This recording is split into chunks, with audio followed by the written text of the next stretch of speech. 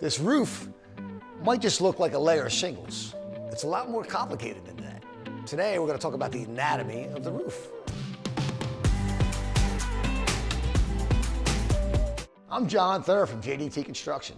Today, we're here to talk about the elements of your roof and why it's so important to have it professionally installed.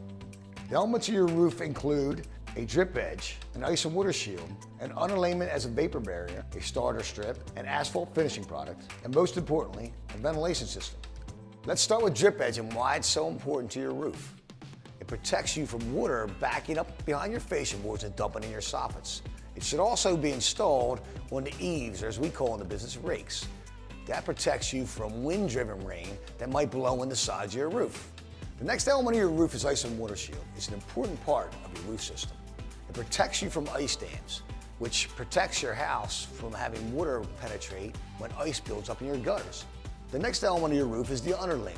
It's an additional layer that protects you from the weather. Properly installed, it extends the life of your roof. The starter shingle is an important part of your roof system because it prevents the first layer of shingles from blowing off the roof. Asphalt shingles are the next element of your roof. If installed properly, with the right amount of nails in the right locations, it should perform for the full 30 years. Finally, ventilation. For me, this is the most important part of your roof system. Professional installation is the key to having your roof last the full 30 years. Hey, thanks for watching our video. JDT Construction is a quality resource for any of your projects. If you enjoyed this video, please subscribe to our channel.